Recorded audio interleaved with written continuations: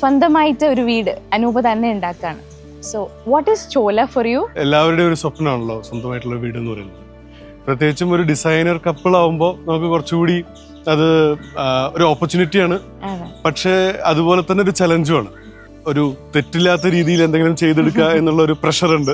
പക്ഷെ അതിനേക്കാൾ ഉപരി വ്യത്യസ്തമായിട്ട് എന്തെങ്കിലും ചെയ്യണം എന്നുള്ളൊരു ചിന്തയും അതിന്റെ കൂടെ ഉണ്ടാവും. തീർച്ചയായിട്ടും ഒരു ചെറിയൊരു കോൺഷ്യസ് എഫേർട്ട് അതിലുണ്ടാവും. നമ്മളൊരു ഡിഫറെന്റ് ആയിട്ട് എന്തെങ്കിലും ചെയ്യണം, അല്ലെങ്കിൽ നമ്മൾ ഇതാണ് നമ്മൾ പ്രാക്ടീസ് ചെയ്യണം എന്നുള്ളത് മറ്റുള്ളവരെ അറിയിക്കുക അല്ലെങ്കിൽ കാണിക്കുക എന്നുള്ളൊരു ഇത് കൂടി ഇതിന് പിന്നിലുണ്ട്. അപ്പോൾ അതിന്റെ എല്ലാം കൂടി ചേർന്നിട്ടുള്ളൊരു എഫേർട്ടാണ്, അല്ലെങ്കിൽ അതാണ് ചോല. പിന്നെ തീർച്ചയായിട്ടും ഇതിന്റെ സൈറ്റ്, നമ്മുടെ ഒരു വീട്ടിൽ നിന്ന് നമ്മൾ ആഗ്രഹിക്കുന്ന കാര്യങ്ങൾ, ഇതെല്ലാമാണ് ശരിക്കും പറഞ്ഞാൽ ഇതിന്റെ ബേസ്. സൈറ്റ് ഒരു കോണ്ടെക്സ്റ്റ് റിലേറ്റഡ് തന്നെയാണ് ശരിക്കും പറഞ്ഞാൽ എന്റെ ഡിസൈൻ. അത് ഈ പേര് ചോലയും കുറച്ച് ക്യൂരിയസ് ആണ് ഞാൻ, എന്തുകൊണ്ട് ചോല എന്നുള്ളൊരു പേര് വീട് നിട്ടു എന്നുള്ളത് അറിഞ്ഞാൽ കൊള്ളാന്നുണ്ട്. സത്യത്തിൽ ഈ സ്ഥലത്തിന് മുന്നേ ഇവിടെ ലോക്കലി പറയുന്ന പേര് തന്നെ ചോല എന്നാണ്. കാര്യം കൃഷിക്ക് വേണ്ടിയിട്ട് എനിക്ക് തോന്നുന്നു വെള്ളം എടുത്തിരുന്ന ഒരു സ്ഥലമാണ് ഈ ഭാഗം.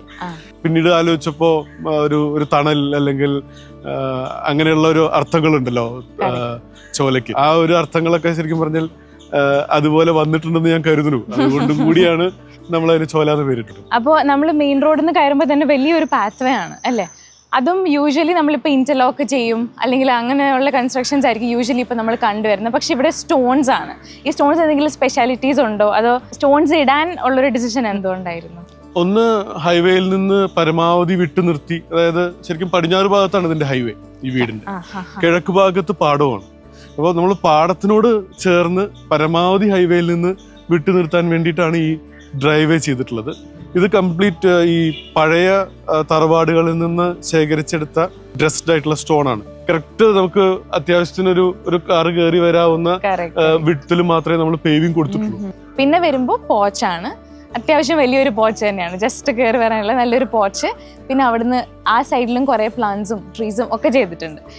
ഇനി നമ്മൾ വീടിന്റെ മെയിൻ എൻട്രൻസ് ഇതാണ് അല്ലേ?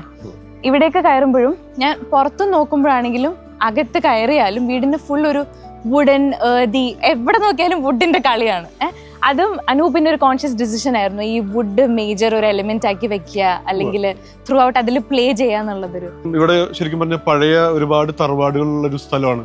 അപ്പൊ അതിലൊക്കെ നമ്മൾ കുട്ടിക്കാലം മുതൽ കണ്ടു വളർന്നിട്ടുള്ള ഒന്ന് രണ്ട് മെറ്റീരിയൽസ് എന്ന് പറയുന്നത്, ഒന്ന് വെട്ടുകല്ലാണ്, ഒന്ന് മരം. നമുക്ക് ഒക്കെ കംപ്ലീറ്റ് പഴയ മരം മാത്രമേ നമ്മളിവിടെ യൂസ് ചെയ്തിട്ടുള്ളൂ. അതായത് പഴയ ബിൽഡിംഗ്സ് പൊളിച്ചെടുത്ത മരം, അതുപോലെ കല്ലും എല്ലാം ഓൾഡ് റിമെയിൻസ് ആണ്. പഴമയും പുതുമയും കറക്റ്റ്ലി ബ്ലെൻഡ് ചെയ്തേക്കാണ്. അതെ, പരമാവധി നമ്മുടെ ഒരു എഫേർട്ട് എന്താണെന്ന് വെച്ച് കഴിഞ്ഞാൽ പ്ലാനിങ് വൈസ് ഇത് പക്ക കണ്ടംപററി ആണെങ്കിലും ട്രഡീഷണലി എലമെന്റ്സ് എല്ലാം അത് ഒരുപാട് യൂസ് ചെയ്തിട്ടുള്ള. ഫ്ലവേഴ്സ് ഒരുക്കുന്ന കാഴ്ച വസന്തം യൂട്യൂബിൽ പ്രേക്ഷകർക്ക് ലൈവായി കാണാം. ഫ്ലവേഴ്സ് കോമഡിയിൽ ജോയിൻ ചെയ്യൂ, ആസ്വദിക്കൂ.